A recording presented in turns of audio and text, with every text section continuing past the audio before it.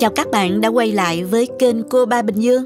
Nếu còn thiếu ý tưởng cho những buổi tiệc gia đình thì mời các bạn thêm vào thực đơn món lẩu Thái này nha. Nước lẩu Thái chua chua cay cay, xen lẫn mặn ngọt rất hài hòa. Mùi thơm đặc trưng của nước lẩu Thái không thể lẫn vào đâu, vô cùng kích thích vị giác. Cách nấu lẩu Thái chuẩn ngon, đơn giản, không cầu kỳ. Mình sẽ cùng các bạn thực hiện từng bước, chia sẻ đầy đủ các loại gia vị đặc biệt, liều lượng nêm nếm cụ thể, hoàn thành nồi lẩu Thái hoàn chỉnh nhất để ai cũng có thể nấu được lẩu Thái ngon nha. Nào mời các bạn cùng vào bếp nấu món ăn này với mình nha.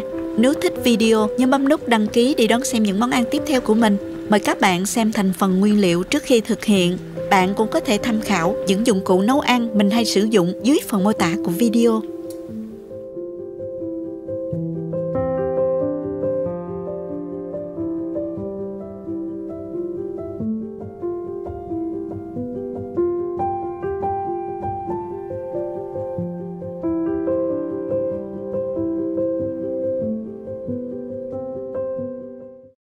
Để lẩu được ngon hơn thì các bạn nấu nước dùng bằng xương heo hoặc là xương gà ha, để lấy chất ngọt. Cách nấu nước dùng bằng xương heo mình đã có hướng dẫn chi tiết. Các bạn xem qua clip mình đính kèm dưới phần mô tả của video này nha. Hôm nay mình chỉ chú trọng nấu phần lẩu thôi nha. Bây giờ mình đi sơ chế các nguyên liệu này trước. Tỏi thì mình dùng 25 đến 30g, đập dập ra. Sau đó các bạn băm nhuyễn ra nha.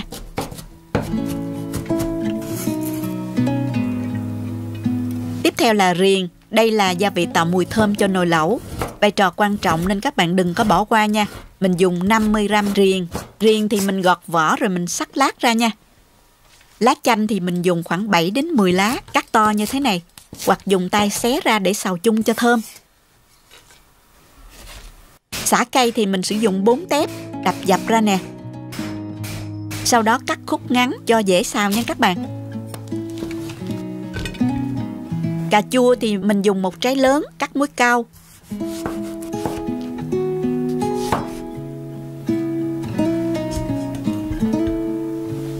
Hành tây thì mình sử dụng nửa củ, cắt muối cao luôn ha.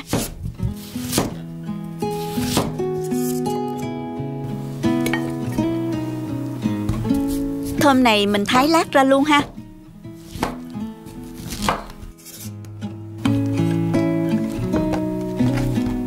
Tiếp theo thì mình dùng tắc để làm vị chua cho nước lẩu. Mình dùng khoảng 10 trái tắc, cắt đôi từng trái ra như vậy. Và vắt lấy nước cốt tắc mình lọc qua một cái rây để loại bỏ hạt nha các bạn. Phần chuẩn bị nguyên liệu đã xong. Bây giờ mình tiến hành nấu nước dùng lẩu nha. Cho vào nồi khoảng 2 muỗng canh dầu ăn. Sau đó cho tỏi vào mình phi lên cho thơm ha. Rồi tiếp tục mình cho sả cây đập dập vào. Rồi đến riềng và lá chanh vào xào chung lên. Mình phi trên lửa vừa cho đến khi nào sả, riềng và lá chanh nó dậy mùi thơm nha các bạn. Mùi bốc lên thơm quá các bạn ơi. Mùi lá chanh thơm dễ chịu, rất đặc trưng luôn các bạn. Tiếp theo thì mình cho vào 2 muỗng canh tương cà và 2 muỗng canh tương ớt vào mình xào chung ha. Sau đó thì mình cho vào 2 lít nước hầm xương. Mình xin nhắc lại là phần hướng dẫn cách nấu nước hầm xương sao cho nước ngọt thanh và lại trong veo. Mình có đính kèm link ở dưới phần mô tả của video. Các bạn nhớ tham khảo ha. Lượng nước này thì mình nấu được nồi lẩu cho khoảng 8 người ăn nha.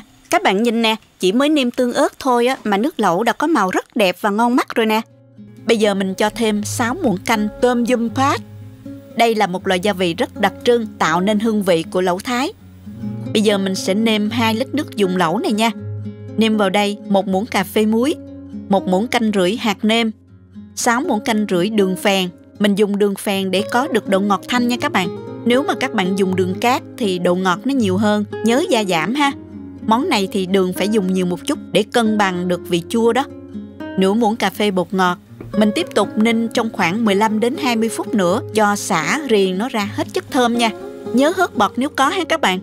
Mình ninh ở mức lửa dưới trung bình ha, cho nó sôi lăn tăn như vậy là được nè. Sau khoảng 30 phút tính từ khi nước sôi, nấu với mức lửa nhỏ vừa. Lúc này các gia vị thơm nó đã ra hết chất thơm, mình vớt ra luôn ha. Vớt hết sả cây nè, riềng và lá chanh ra nè. Các bạn có thể dùng vợt để vớt cho sạch ha. Sau đó mình cho thơm vào nha.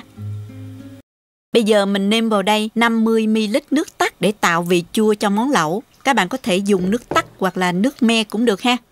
Cho thêm 2 muỗng canh nước mắm ngon. Nước mắm sẽ giúp nước dùng lẩu của chúng ta có vị mặn vừa phải mà không bị gắt, đồng thời sẽ dậy mùi thơm hơn đó các bạn. Lưu ý các bạn nhớ cho nước mắm và nước tắc vào sau cùng để giữ được mùi thơm ha. Cuối cùng mình nêm thêm 1 đến 2 muỗng canh ớt sa tế. Sa tế này là nhà làm này các bạn. Độ cay thì tùy khẩu vị gia đình các bạn nha.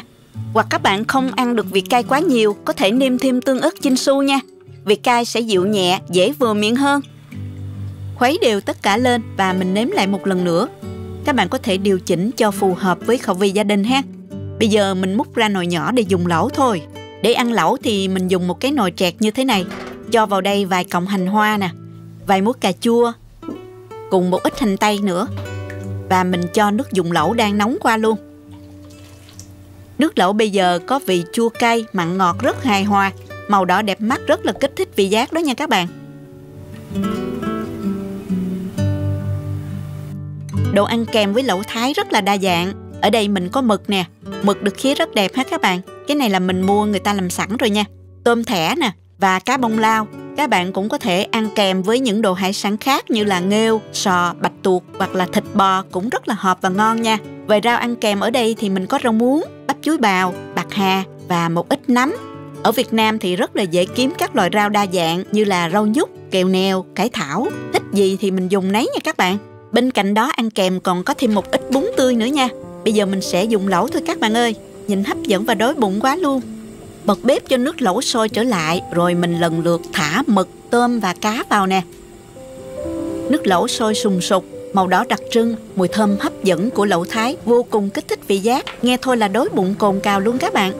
Trời đông lành lạnh, cả nhà quây quần cùng ăn lẩu như thế này thì còn gì thích bằng. Màu lẩu đẹp, hương vị chua cay, mặn ngọt vừa ăn, rất cân đối hài hòa. Không có gì ngạc nhiên khi lẩu Thái trở thành một trong những món lẩu hấp dẫn và được ưa chuộng nhất trong những buổi tiệc và lễ hội. Mình nhúng thêm một ít rau bắp chuối bào, rau muống ăn kèm nữa nè.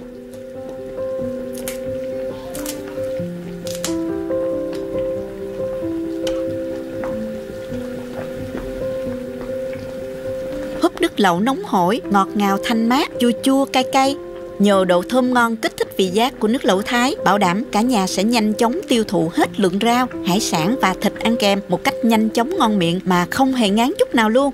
Chúc các bạn thành công với món lẩu Thái hấp dẫn này nha. Có ai mê hột vịt lộn vừa thơm ngon lại bổ dưỡng không nè? Hôm nay mình xin chia sẻ với các bạn một cách chế biến hột vịt lộn thành một món ăn ngon tuyệt, có thể đổi món cho bữa ăn gia đình hoặc sử dụng trong các bữa tiệc. Vị chua cay đặc trưng làm mình cứ muốn ăn hoài. Bạn nào là fan của lẩu chua cay thì không thể bỏ qua món này nha. Cùng vào bếp làm với mình nha.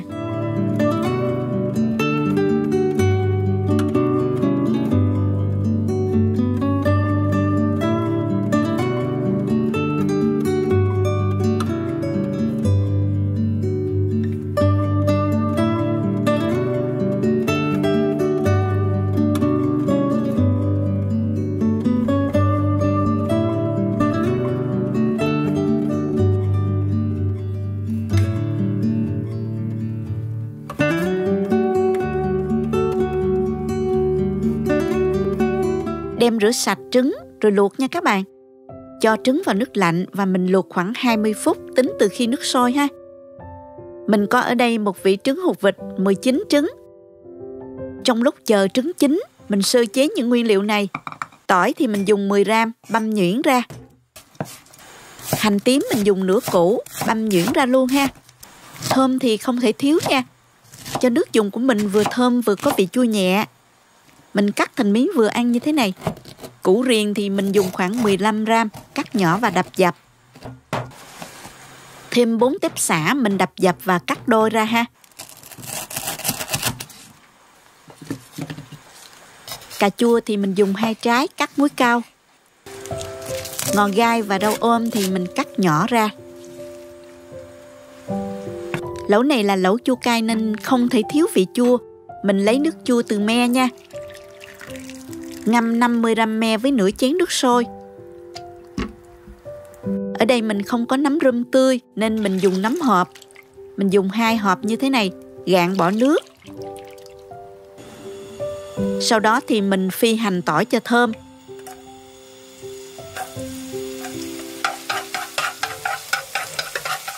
Rồi cho nấm vào xào khoảng 1 phút.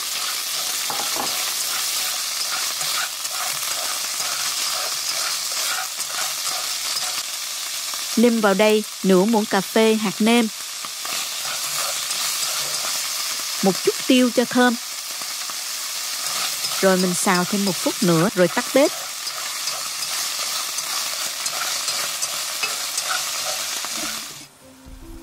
Hột vịt lộn đã chín rồi thì mình vớt ra để nguội và lột vỏ nha.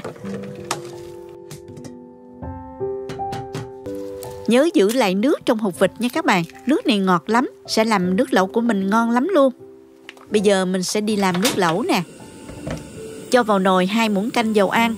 Đợi dầu nóng thì mình cho hành, tỏi và riềng vào phi thơm. Rồi cho sả đập dập vào luôn. Phi đến khi thấy dậy mùi thơm là được. Mình tiếp tục cho vào đây 2 muỗng canh tương cà, 2 muỗng canh tương ớt.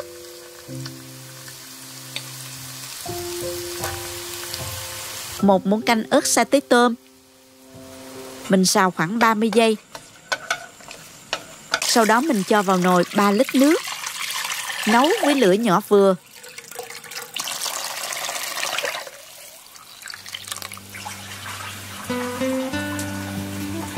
Rim khoảng 20 phút cho các gia vị ra hết chất thơm nha. Sau đó thì mình vớt sả ra. Tiếp tục mình cho nước me vào. Nếu me hơi chua nên mình nêm vào đây 2 muỗng canh hạt nêm, 4 muỗng canh đường và 1 muỗng cà phê muối. Tiếp tục mình thả trứng vịt lộn vào. Và cả phần nước hột vịt lộn vào luôn ha. Kế đến thì mình cho thơm vào. Đợi sôi nhẹ, mình nếm lại và nêm thêm 1 muỗng canh nước mắm cho thơm nè. Các bạn nên nêm cho vừa với khẩu vị của gia đình mình nha. Với mình thì như vậy là rất là vừa rồi. Bây giờ mình dọn lẩu ra để thưởng thức thôi.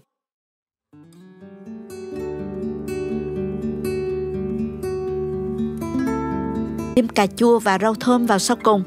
Đặt nồi lẩu lên bếp để lửa riu riu. Thưởng thức lẩu hột vịt lộn nóng hổi thơm ngon hoặc nhúng thêm rau, ăn kèm với bún hay mì đều ngon nha các bạn. Nước dùng của lẩu có vị ngọt thanh đặc trưng của hột vịt lộn, vị chua của me và cay cay của ớt sa tế, tất cả kết hợp vô cùng kích thích vị giác. Lẩu này ngon lắm, làm mình ăn hoài mà không ngán luôn nha. Bạn nào là fan của lẩu chua cay thì không thể bỏ qua món này. Bảo đảm cả nhà sẽ mê món này luôn. Chúc các bạn nấu thành công và thưởng thức thật ngon miệng nha.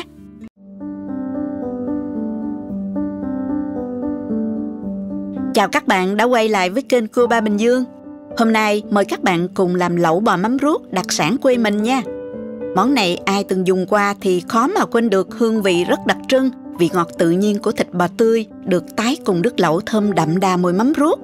Lẩu nóng hổi, ăn kèm cùng nhiều loại rau, bún hấp dẫn vô cùng. Cách nấu đơn giản, không tốn nhiều công sức và thời gian.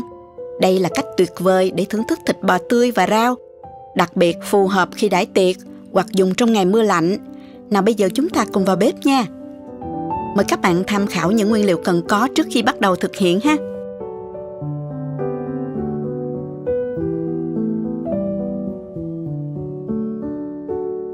Trước tiên mình cắt khoanh phần non của sả một ít để chút nữa rắc lên mặt đĩa bò.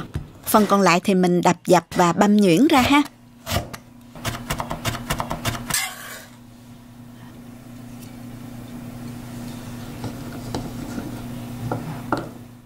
Đập dập 3 củ hành tím nhỏ để chút nữa mình cho vô thắng tóp mỡ.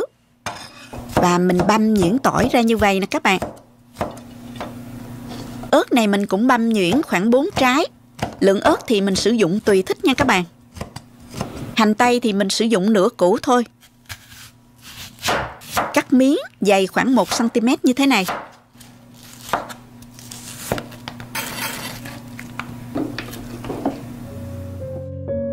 Phần mỡ này thì mình cắt thành khối vuông khoảng 1 cm. Nấu món này phải có tóp mỡ mới ngon nha. Chúng ta nên chọn mỡ gáy để làm tóp mỡ, ăn sẽ giòn hơn nha các bạn. Mình cắt thịt bò ra luôn nè.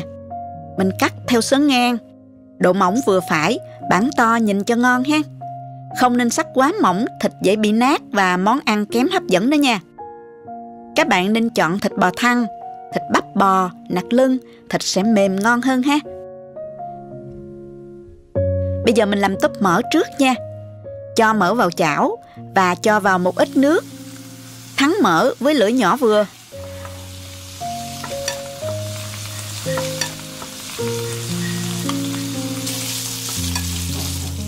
Khi thấy tóp mỡ vàng như vậy là được.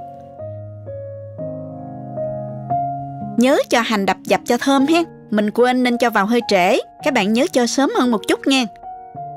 Mình tắt bếp và cho hết ra chén luôn nha. Nấu nước lẩu cũng đơn giản lắm các bạn. Mình cho vào nồi 2 muỗng canh mỡ lỏng. Món này chúng ta nên sử dụng mỡ sẽ thơm hơn nha các bạn. Tiếp theo cho sả băm. Xào lên. Cho tiếp phần tỏi băm. Và cho tiếp phần ớt luôn nè. Các bạn nhớ chừa lại mỗi thứ một ít để chút nữa mình cho vô nước chấm ha. Các bạn cho thêm 1 muỗng canh dầu màu điều để tạo màu sắc hấp dẫn cho món lẩu nha. Xào tất cả lên cho thơm. Cho tiếp 4 muỗng canh mắm ruốc vào. Mình sử dụng mắm ruốc Huế loại ngon. Món này mắm ruốc càng ngon sẽ càng thơm hơn nha. Cho thêm một ít tóp mỡ đã thắng lúc nãy vào. Xào đều tất cả lên. Thơm lắm luôn các bạn ơi. Bây giờ mình múc ra khoảng 1 muỗng canh để dành chút nữa mình làm nước chấm. Sau đó cho tiếp nước dừa tươi vào. Mình sử dụng khoảng 1 lít nha. Nước lẩu này phải có vị đặc trưng của mắm ruốc. Do đó mình không sử dụng bột nêm hoặc muối để nêm. Toàn bộ mình chỉ lấy vị mặn từ mắm ruốc, vị ngọt từ nước dừa tươi. Nếu dừa không đủ độ ngọt có thể mình dùng thêm đường hoặc một chút bột ngọt tùy thích nha. Khuấy đều hỗn hợp lên. Và mình sẽ nêm vào đây 1 muỗng canh đường. Ngoài ra các bạn có thể thêm một ít thơm và một ít sả cắt khúc nếu thích. Khi hỗn hợp sôi thì mình thử lại ha các bạn. Lúc này các bạn có thể điều chỉnh theo khẩu vị gia đình ha. Mình cho hành tây vào sau cùng và tắt bếp. Mình pha phần nước chấm gồm có nè, 1 muỗng canh đường, 1,5 muỗng canh nước dừa tươi. Khuấy tan. Và cho 1 muỗng canh mắm ruốc lúc nãy vào. Khuấy đều lên. Và mình cho thêm tỏi, sả, ớt vào cho thơm nè.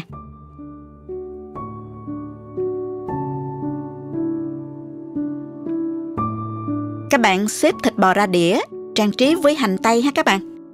Rưới thêm dầu tỏi phi cho thơm và bóng bẩy. Món này nhìn hấp dẫn nhất ở đĩa thịt bò đó. Rắc thêm một ít sả khoanh và ớt nữa nha. Bây giờ chúng ta cho nước lèo ra và dùng lẩu nha.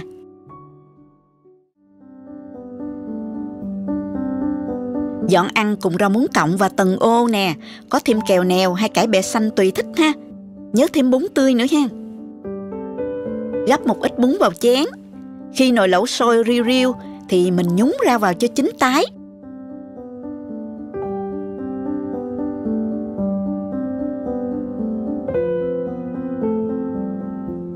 Rồi đến thịt bò, mình nhúng vừa chín tới ăn cùng. Ngon lắm luôn các bạn ơi.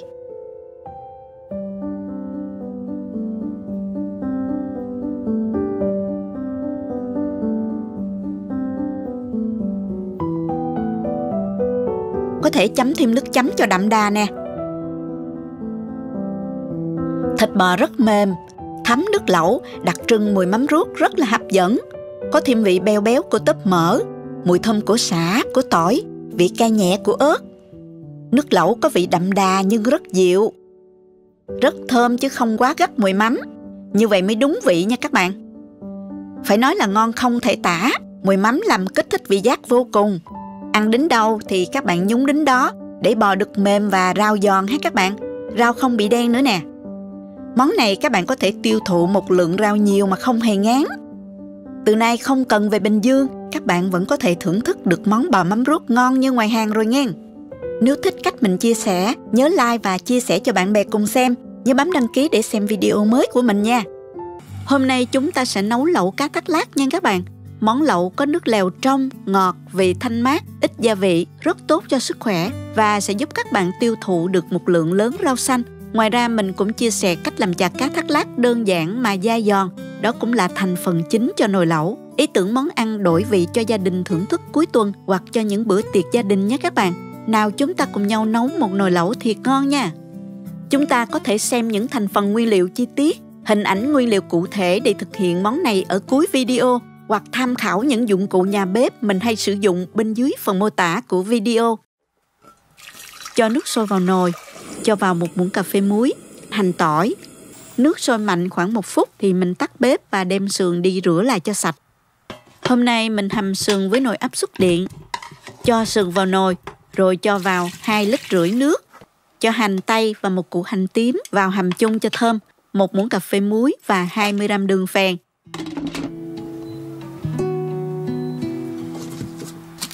Nấu món lẩu này mình cho thêm một ít sả sẽ rất là hợp nha các bạn.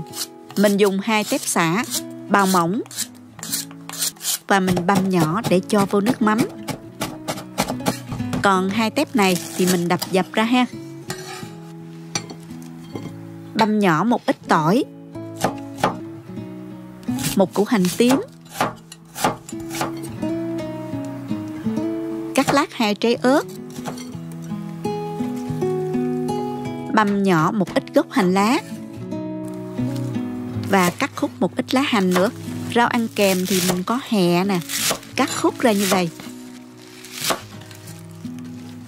Khổ qua thì mình bỏ ruột và sắc mỏng ra, hoặc là các bạn bào cũng được. Chả cá ăn lẩu thì các bạn dùng cá thác lác là ngon nhất nha. Cho cá vào thố. Mình có 800 g cá nha. Lượng cá này hơi nhiều, mình quết để dành ăn đó các bạn. Các bạn dùng 400 đến 500 g là đủ cho một nồi lẩu nha. Cho gia vị gồm có 1 muỗng cà phê bột nêm, 1 muỗng canh nước mắm, 1 muỗng canh đường, 1 muỗng cà phê tiêu, 1 muỗng canh gốc hành băm. Nếu không có cá thác lác thì các bạn dùng chả cá thu, chả cá măng hoặc là các loại chả cá khác cũng được. 2 trứng gà xay nhỏ. Nếu trứng to thì các bạn dùng 1 trứng là đủ ha.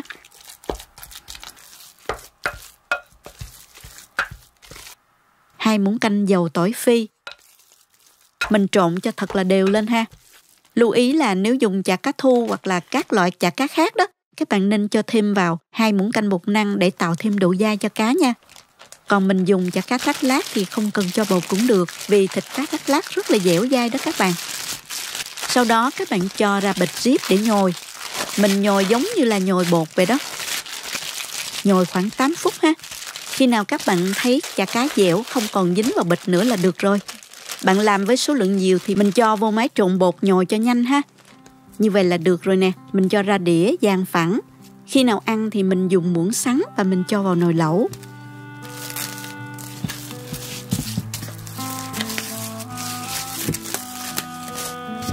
Hoặc có thể vo viên cho đẹp cũng được, tùy thích nha các bạn. Nếu chưa ăn liền thì các bạn nên cho vào ngăn mát giữ lạnh để chả cá được dẻo dai ha.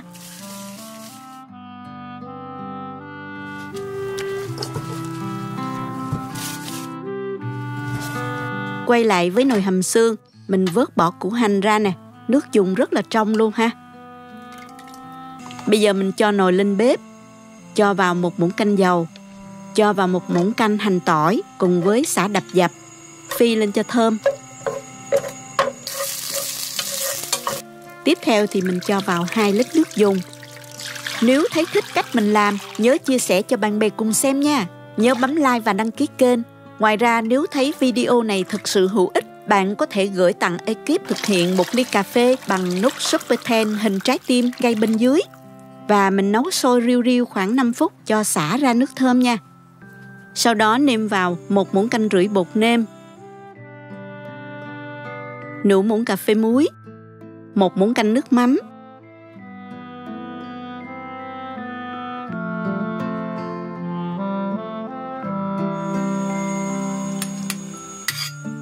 nửa muỗng cà phê bột ngọt cho điều vị. Bạn nào không dùng được bột ngọt thì mình khỏi cho ha.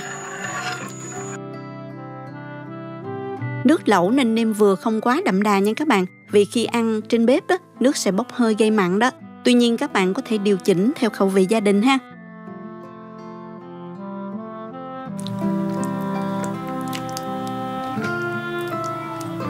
Chén nước chấm không thể thiếu đó là nước mắm mặn. Cho thêm sả băm, tỏi và ớt vào nữa nha.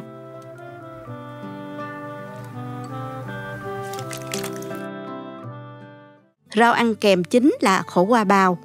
Thêm nấm và các loại rau như là hẹ, tần ô hoặc là rau ngót cũng rất hợp. Dùng lẩu thôi các bạn ơi. Cho chả cá vào nồi lẩu đang sôi.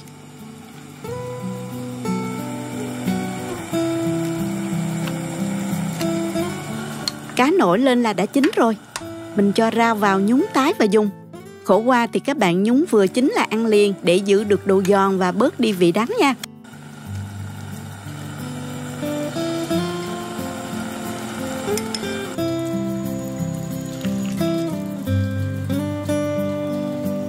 Chấm cá với nước mắm này rất là hợp. Chả cá dai giòn hấp dẫn lắm các bạn. Nước lẩu rất thơm ngon nha. Dùng món này bảo đảm các bạn có thể tiêu thụ được một lượng khổ qua nhiều mà vẫn không bị ngán. Rất tốt cho sức khỏe. Giảm mỡ máu nè, không lo bị tăng cân nữa nè. Chúc các bạn nấu và thưởng thức cùng gia đình thật ngon miệng nha. Những dịp tụ họp gia đình, mình rất thích nấu món lẩu gà nấu nấm. Đây là một món ăn dễ làm, giàu dinh dưỡng và phù hợp với mọi lứa tuổi, từ người lớn đến trẻ nhỏ. Một món ăn thanh đạm, dễ ăn, ai cũng có thể thưởng thức và yêu thích. Trong video hôm nay, mình sẽ hướng dẫn các bạn cách làm lẩu gà nấu nấm thật đơn giản. Công thức nước lèo ngọt thanh và hương vị vô cùng hấp dẫn. Hãy cùng vào bếp và chuẩn bị cho một bữa ăn ấm cúng sum vầy bên gia đình nhé. Chúng ta có thể xem những thành phần nguyên liệu chi tiết, hình ảnh nguyên liệu cụ thể để thực hiện món này ở cuối video, hoặc tham khảo những dụng cụ nhà bếp mình hay sử dụng bên dưới phần mô tả của video.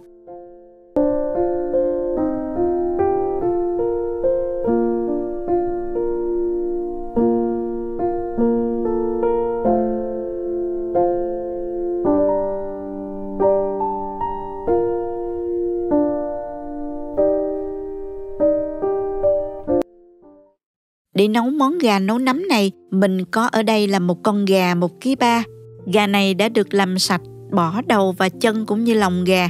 Khi về nhà, các bạn rửa sạch lại với gừng và muối để đánh bay mùi tanh của gà ha.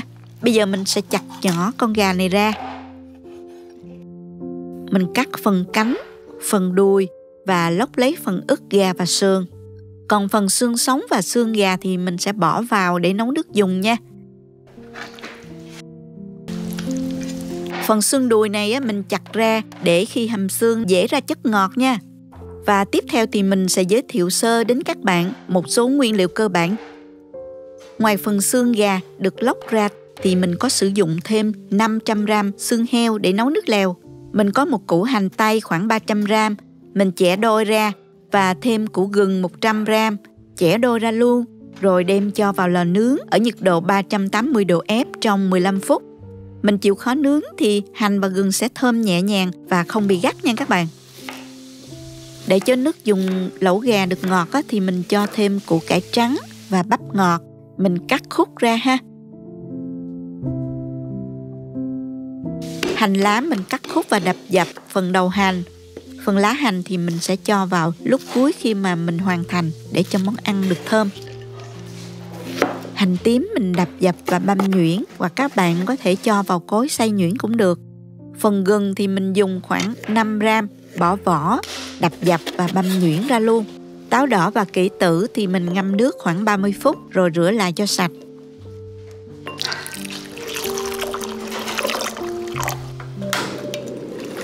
Phần thịt gà đã chặt nhỏ này mình sẽ đem đi ướp gia vị. Cho vào tô 1 muỗng canh hành tím, 1 muỗng canh gừng, vài cái đầu hành lá đập dập, 1,5 muỗng cà phê bột nêm, 1 muỗng cà phê đường, nửa muỗng cà phê tiêu, nửa muỗng cà phê bột ngọt, 1 muỗng canh nước mắm. Trộn đều lên. Bây giờ mình bịt kín lại bằng giấy ráp và mình cho vào tủ lạnh từ 1 đến 2 tiếng. Ngoài ra mình còn có thêm 10 cái nấm đông cô ngâm nở và rửa sạch. Xong rồi các bạn cắt bỏ gốc nấm, rồi khứa hoa trên đầu nấm cho đẹp nha. Hành tây và gừng sau khi đã nướng xong thì mình đem cạo vỏ gừng, rửa sạch và đập dập gừng ra. Trước khi hầm xương mình sẽ trụng xương cho sạch. Cho nước sôi vào nồi, rồi cho vào một muỗng cà phê muối. Mình cho xương heo vào, rồi đến xương gà vào trụng. Nước sôi khoảng 2 phút các bạn vớt xương ra ha, và đem đi rửa lại cho sạch.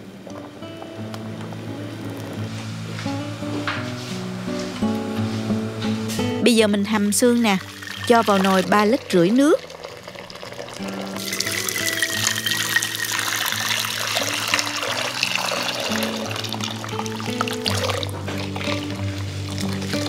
Rồi mình cho xương vào.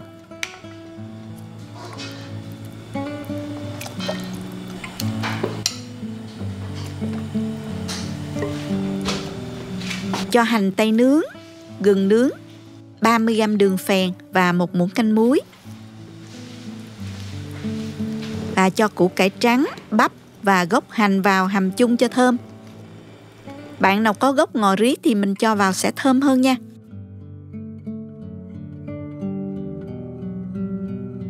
Khi nước sôi mạnh, có bọt nổi lên bề mặt thì các bạn nhớ hớt bọt cho sạch.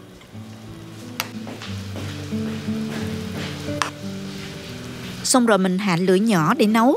Thỉnh thoảng nhớ canh chừng và hớt bọt để cho nồi nước lèo được trong nha.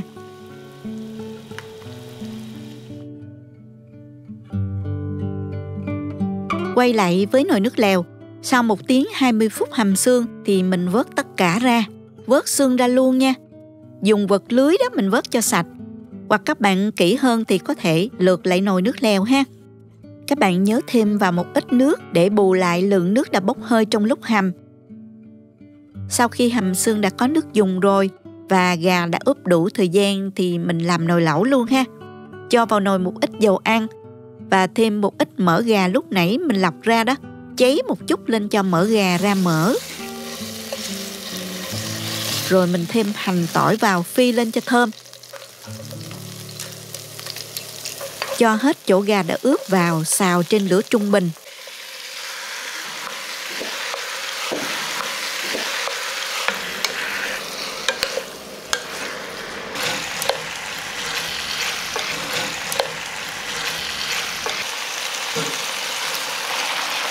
Đến khi gà săn lại như thế này là được. Mình cho vào đây 1,2 lít nước dùng.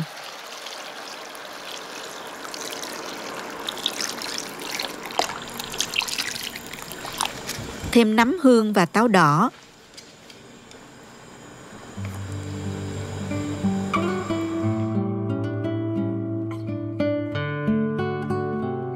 Nấu cho sôi lên để nấm chín. Lúc này mình cho thêm vài khúc bắp ngọt, vừa đẹp mắt lại ăn chóng ngán nữa nha các bạn.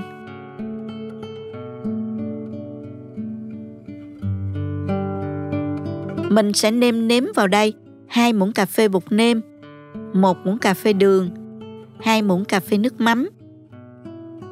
Khuấy nhẹ nhàng cho tan gia vị. Lúc này các bạn nếm thử phần nước dùng, điều chỉnh gia vị sao cho phù hợp với khẩu vị gia đình nha.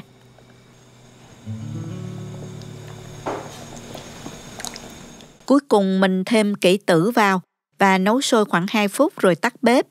Thêm một chút hành lá cắt khúc lên trên cho thơm và đẹp mắt. Bây giờ thì món lẩu gà nấu nấm đã sẵn sàng để phục vụ thực khách rồi đó các bạn. Mình dọn kèm với các loại nấm. Ở đây mình có nấm trắng, nấm bào ngư, nấm hương, nấm đùi gà. Các loại rau như là cải thảo, cải xanh, tùy theo ý thích nha các bạn. Bật bếp và cho các loại nấm ăn kèm cùng với rau vào trong nồi lẩu. Đợi chín rồi mình ăn nha. Mình có chuẩn bị mì trứng để ăn kèm nữa.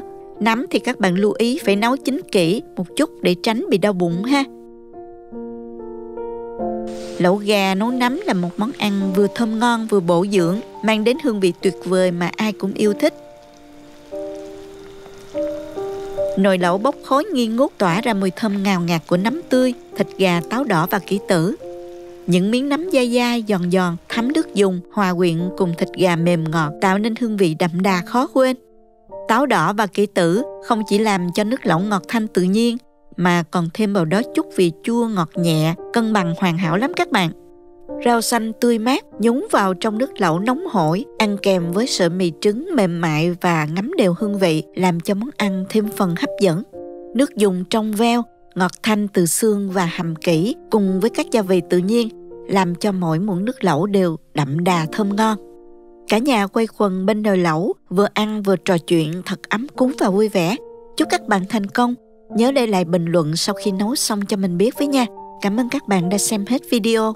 Hôm nay chúng ta sẽ cùng nhau thực hiện món lẩu đuôi bò, một trong những món lẩu theo mình là ngon, hấp dẫn và dễ ăn nhất.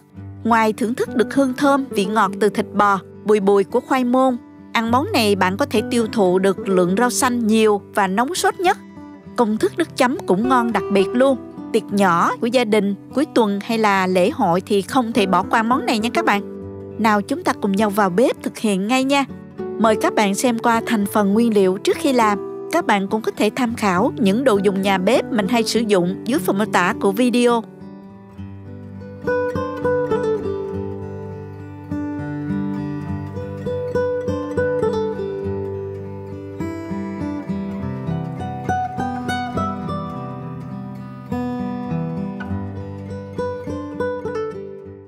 Đầu tiên mình sơ chế nguyên liệu nha các bạn. Hành tây, một củ thì các bạn cắt làm đôi. Mình dùng thêm nửa củ nữa, mình cắt múi cao như vậy để mình nêm vào nồi lẩu nha. Hành lá thì các bạn cắt khúc ra như vậy. Sả thì các bạn cắt phần non, rồi mình băm nhỏ ra ha. Còn phần đuôi sả thì đập dập ra. Gừng thì mình cắt to to như vậy. Cà rốt thì mình cắt nửa củ để tỉa hoa.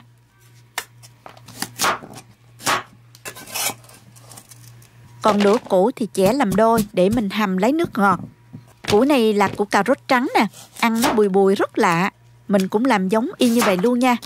Rau củ rất là đa dạng, có gì thì mình dùng đó nha các bạn. Đây là khoai môn cao củ tròn nè, mình đã bào vỏ rửa sạch. Nếu bạn dùng khoai củ lớn thì mình cắt ra ha. Thêm một ít củ sen, mình cũng mua sẵn đã được cắt khoanh mỏng như thế này. Lẩu bò phải có thêm một ít đậu hũ trắng ăn cho béo nha. Mình cắt ra thành khối nhỏ vừa ăn như vậy ha. Đây là đuôi bò đã được lóc bỏ da và đã được cắt sẵn ra rồi. Mình cũng đã rửa sạch với muối và rượu gừng. Ở Mỹ thì mình chỉ mua được vậy thôi các bạn. Nhìn cũng tươi ngon ha. Ở Việt Nam các bạn mua được đuôi bò còn nguyên da sẽ ngon hơn nữa nha. Lẩu thì mình dùng thêm một ít nạm bò, gân bò, dạ dày tổ ong ăn cho hấp dẫn hơn ha.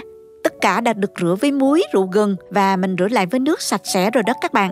Tất cả liều lượng, nguyên liệu và gia vị các bạn xem ở phần đầu video và dưới phần mô tả của video nha.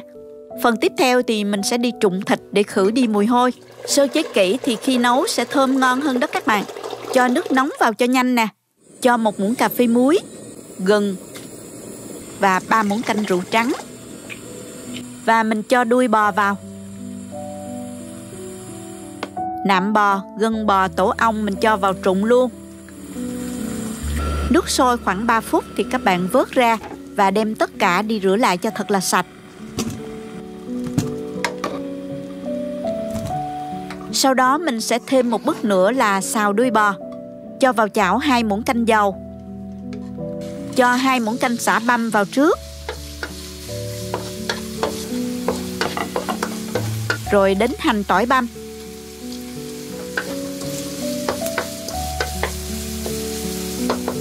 Sả đập dập mình cho vào phi thơm tất cả luôn ha. 1 muỗng cà phê ớt sa tế. Khi tất cả đã thơm và săn lại thì các bạn múc bớt ra phân nửa, chút nữa mình cho vào sau nha. Và thêm nửa muỗng canh màu dầu điều.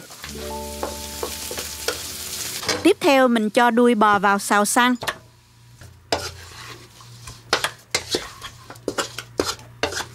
Nêm vào đây 1 muỗng cà phê bột nêm, 1 muỗng cà phê đường, nửa muỗng canh nước mắm.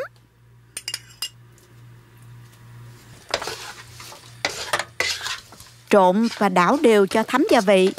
Bước xào này sẽ giúp cho đuôi bò thấm và thơm hơn. Khi các bạn thấy thịt săn lại như vậy là được rồi. Bây giờ mình cho vô nồi áp suất hầm luôn cho nhanh ha. Cho đuôi bò vào. Rồi đến nạm bò, gân bò. Những loại thịt này thời gian mềm nó gần bằng nhau nên mình cho vào chung luôn. Cho cà rốt, củ cải, gừng, hành tây vào hầm cho thơm và cho ngọt nước ha.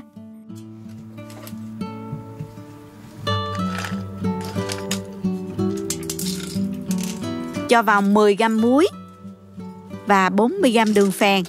Mình chế nước đến mức mát của nồi nha. Đóng nắp lại. Gạt van về siêu linh. Hầm áp suất trong 10 phút. Cho nước vào nồi.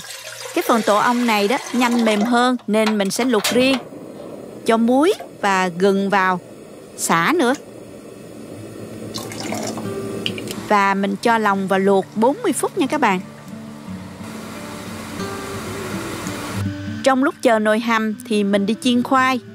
Cho vào chảo khoảng 1/3 chén dầu và mình cho khoai vào chiên. Bước chiên sẽ giúp cho khoai không bị rã khi ninh lâu trong nồi lẩu.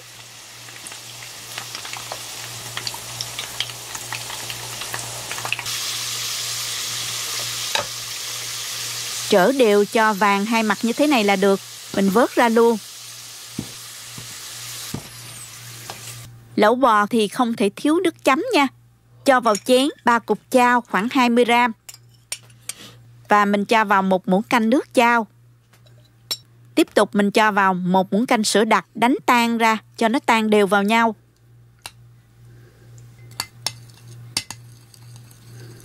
Cho ớt sa tế tùy theo độ ăn cay của các bạn ha. Các bạn pha theo công thức này ngon lắm đó nha. Bạn nào kỹ hơn thì mình có thể đun sôi lên rồi dùng ha. Mình pha nước nêm lẩu luôn nè. Cho vào chén 1 muỗng cà phê muối, 20g hạt nêm gà, 1 muỗng canh nước mắm, 15g chao và 1 muỗng canh nước chao, 1 muỗng cà phê bột ngọt. Trộn đều tất cả lên. Quay lại với nồi hầm đuôi bò. Sau khi nấu áp suất được 10 phút thì mình thêm 40 phút chờ hạ áp suất nữa. Bây giờ mình xả van và mở nắp ra ha. Các bạn vớt bỏ bớt ván mỡ nổi bên trên nha. Sau đó vớt bỏ mọi thứ ra.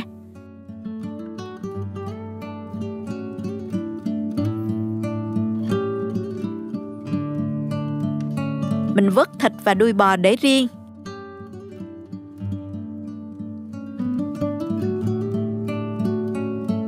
Rồi mình dùng cái vợt vớt hết cho sạch hoặc là dùng rây lọc lại nước lèo nha các bạn. Nước lèo sau khi lượt xong mình đông lại là 2 lít.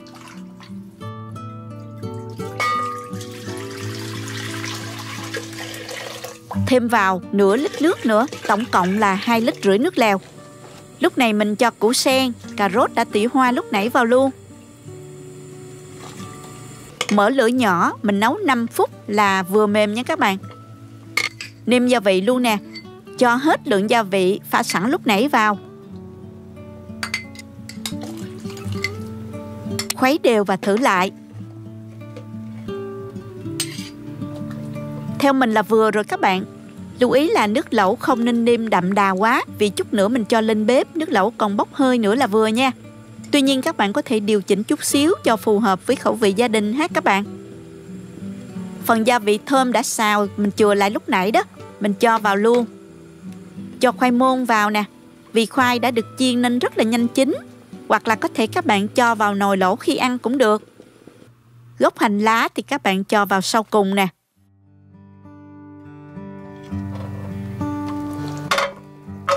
Múc nước lèo ra nồi lẩu. Hành lá, hành tây rồi mình cho lên bếp, mở lửa cho cái lẩu nó sôi riu riu cho nóng.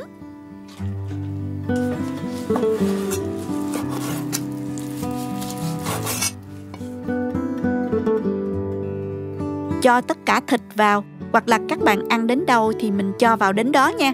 Lẩu bò được dùng kèm với mì vắt hoặc là bún cùng với các loại rau xanh như mồng tơi, tần ô, bông cải xanh cũng được. Có gì thì mình dùng đó nha các bạn. Nhúng vào cho chín tái rồi dùng. Ăn lẩu thì mình có thể tiêu thụ được lượng rau xanh rất nhiều mà không hề bị ngán luôn. Nước lẩu có vị ngọt thanh, các hương liệu thơm cùng hòa quyện vào nhau. Một chút mùi vị của chao được nêm vào rất hợp. Đuôi bò khi hầm mềm ăn ngon lắm luôn. Topping đi kèm như nạm bò, gân, tổ ong, bò viên, mềm giòn hấp dẫn, chấm thêm nước chấm chao pha đặc biệt béo thơm vô cùng. Các bạn có thể thêm bắp bò hoa, thịt bò nhúng tái nữa thì càng ngon nha. Chúc các bạn nấu được nồi lẩu thiệt là ngon để gia đình cùng thưởng thức nhé.